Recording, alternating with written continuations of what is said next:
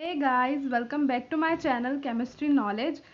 आज मैं आपके साथ शेयर करने वाली हूँ BSc first year inorganic chemistry की यूनिट 4 का टॉपिक, जिसका फर्स्ट चैप्टर चल रहा था एस ब्लॉक के एलिमेंट्स। इससे पहले की जो भी सारी वीडियोस है उनकी लिंक मैंने डिस्क्रिप्शन बॉक्स में प्रोवाइड कर रखी है, सो प्लीज़ चेकआउट कीजिए।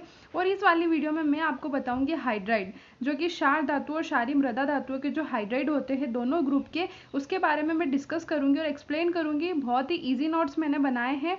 अगर आपके लिए वीडियो थोड़ी सी भी हेल्पफुल रहती है तो प्लीज़ वीडियो को लाइक करें, शेयर करें और चैनल को सब्सक्राइब करें। ठीक है, तो स्टार्ट करते हैं कि हाइड्राइड कैसे बनते हैं, इनकी जो भी प्रोसेस होती है, इनकी प्रॉपर्टीज़ होती है, वो सारी चीज़ इस वीडियो में मैं आपको बताने वाली हूँ। स्टार्ट करते हैं। एस खंड के धातु हाइड्रोजन के साथ सीधे संयोग करके अथवा अप्रत्यक्ष विधि द्वारा धातु हाइड्राइड बनाते हैं। जो भी एस खंड के यानी कि जो दोनों मतलब कि फर्स्ट ग्रुप और सेकेंड ग्रुप दोनों जो धातु होते हैं वो हाइड्रोजन के साथ डायरेक्टली मिलके या फिर इनडायरेक्टली मिलके किसी भी मेथड द्वारा क्या करते हैं, हाइड्राइड बनाते हैं। ये हाइड्राइड हाइड्रोजन के द्विअंगी यौगिक होते हैं, यानी कि बाइनरी कंपाउंड्स होते हैं, जिसमें दूसरा तत्व हाइड्रोजन से अधिक धन विद्युती होता है, यानी कि इलेक्ट्रोपॉजिटिव होता है। जिसमें दूसरा जो एलिमेंट होता है वो क्या होता है, हाइड्रोजन से ज़्यादा धन विद्युती होता है। एस खंड के हाइड्राइड लवण जैसी प्रकृति के कारण लवणीय हाइड्राइड कहलाते हैं। जो एस खंड के जो हाइड्राइड होते हैं उनकी जो प्रकृति होती है वो लवण होती है, इस वजह से ये क्या होते हैं, लवणीय हाइड्राइड कहलाते हैं। क्षार धातुओं के हाइड्राइड यानी कि जो फर्स्ट ग्रुप है उसके होते हैं MH यानी कि CaH2 SrH2 आयनिक प्रकृति के, और जो दूसरा यानी कि जो सेकेंड ग्रुप है जिसमें बेरिलियम और मैग्नीशियम होते हैं उनके हाइड्राइड BeH2N अथवा MgH2N यानी कि सहसंयोजक यौगिक होते हैं या फिर बहुलकी यौगिक होते हैं, जिनका जो नॉर्मल फॉर्मूला यानी कि सामान्य सूत्र जो होता है वो होता है MH2N होता है। यहाँ पे जो M जो है वो मेटल, यहाँ पे कोई सी भी मेटल आ सकती है, ठीक है। और यहाँ पे जो M लिख रखा है ये क्षार धातुओं के लिए लिख रखा है।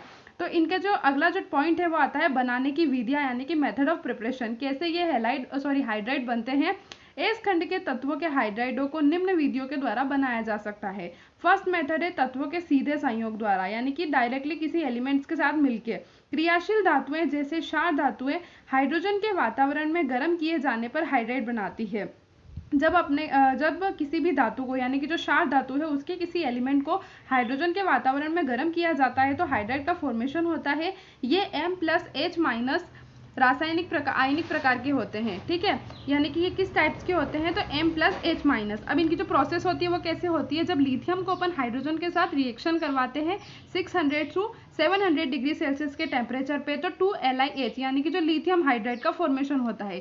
ऐसे ही जब अपन सोडियम को हाइड्रोजन के साथ 40 डिग्री सेल्सियस टेम्परेचर पर रिएक्शन करवाते हैं तो NaH यानी कि सोडियम हाइड्राइड का फॉर्मेशन होता है। जब कैल्शियम के हाइड्रोजन के साथ रिएक्शन करवाते हैं तो CaH2 का फॉर्मेशन होता है। ये हाइड्राइड धातु कार्बोनेट या नाइट्राइडों को हाइड्रोजन की धारा में गर्म करने पर भी बनते हैं।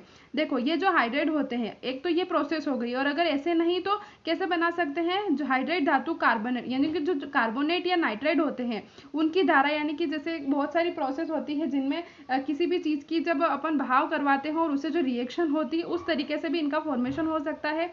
देखो जो रिएक्शन होती है वो कुछ इस तरीके से होगी, Rb2CO3 2H2, फिर 600 to 650 degree Celsius temperature 2RbH + CO2 + H2O, ठीक है। यहाँ पे लिथियम का एग्जाम्पल ले लेते हैं, लिथियम 3N + 3H2, तो ये क्या बनेगा, लिथियम हाइड्राइड, ठीक है। तो ये दोनों प्रोसेस हो गई। डायरेक्टली कैसे बनेगा, तो इस तरीके से। सेकेंड जो है वो है अपचयन द्वारा। बेरिलियम हाइड्राइड का उपयुक्त विधि से निर्माण नहीं किया जा सकता है। अपचयन द्वारा किस वाले एलिमेंट का नहीं किया जा सकता है, बेरिलियम हाइड्राइड का।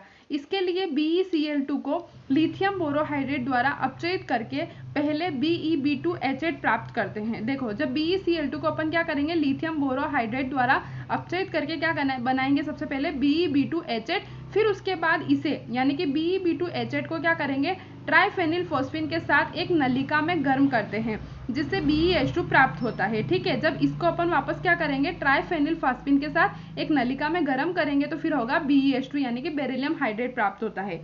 रिएक्शन में बता रखा है, जब अपन बेरिलियम क्लोराइड को क्या करेंगे, लिथियम बोरो, यहाँ पे देखो लिथियम बोरोहाइड्रेट के साथ जब रिएक्शन करवाते हैं यानी कि LiBH4, तो फिर क्या बनेगा BeB2H8, जो कि यहाँ पे लिख रखा है थ्योरी में फिर तो इसकी रिएक्शन यानी कि BeB2H8 की रिएक्शन वापस जब अपन करवाएंगे इससे 2PPS3 यानी कि ट्राइफेनिल फास्फीन के साथ, तो अपने को क्या मिलेगा 2PS3 PBS3 प्लस BeH2 यानी कि जो अपने को जो चाहिए वो चाहिए बेरिलियम हाइड्रेट। तो इस तरीके से अपने को बेरिलियम हाइड्रेट प्राप्त होगा। तो ये तो हो गई इसके बनाने की विधियां।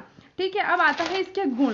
तो इसका जो गुण है, प्रॉपर्टीज है, वो क्या क्या है? तो सभी क्षार धातु तथा क्षारीय मृदा धातु हाइड्राइड श्वेत अवाष्पशील विद्युतीय कुचालक क्रिस्टलीय ठोस होते हैं। दोनों के यानी कि जो क्षार धातु क्षारीय मृदा धातु के जो हाइड्राइड होते हैं वो दोनों क्या होते हैं? श्वेत अवाष्पशील विद्युतीय कुचालक तथा क्रिस्टलीय ठोस होते हैं। इनका घनत्व धातुओं के घनत्व से अधिक होता है। जो मेटल्स होती है उनसे इनकी डेंसिटी ज्यादा होती है। ये सभी क्रियाशील यौगिक हैं। समूह में इनकी क्रियाशीलता अणुभार बढ़ने के साथ साथ बढ़ती है, मतलब कि जैसे जैसे इनका अणुभार बढ़ेगा वैसे वैसे इनकी क्रियाशीलता भी बढ़ेगी। क्षारीय धातु हाइड्राइड क्षारीय मृदा धातु हाइड्राइडों की तुलना में अधिक क्रियाशील होते हैं। जो क्षारीय धातु हाइड्राइड होते हैं वो क्षारीय मृदा यानी कि जो ग्रुप फर्स्ट वाले जो एलिमेंट्स के जो हाइड्राइड होते हैं वो जो सेकेंड ग्रुप के जो हाइड्राइड है उनकी तुलना में क्या होते हैं? अधिक क्रियाशील होते हैं। ये धातु से हाइड्रोजन परमाणु को इलेक्ट्रॉन स्थानांतरित करने पर बनते हैं, इसलिए इनमें हाइड्राइड आयन यानी कि जो H+ जो है वो आयन बनता है। इनके आयनिक लक्षण का क्रम निम्न प्रकार से होता है। इनके जो आयनिक लक्षण है वो LiH का सबसे ज्यादा, LiH का सबसे कम, फिर NaH, इस तरीके से इनका क्या होता है? आयनिक लक्षण का क्रम, यानी कि सबसे ज्यादा जो होता है वो होता है CSH। फिर आता है गलनांक। तो इनका जो गलनांक होता है वो बहुत ही उच्च होता है, यानी कि MH। इसको जब 700 डिग्री सेल्सियस पर जब अपन इसको रिएक्शन करेंगे तो ये क्या होगा? M+ और H- में ब्रेक होगा, यानी कि जो इनका गलनांक है तो वो क्या होता है? बहुत ज्यादा होता है। इनके तापीय स्थायित्वता का क्रम समूह में नीचे जाने पर बढ़ता है और इसी क्रम में इनकी क्रियाशीलता बढ़ती है।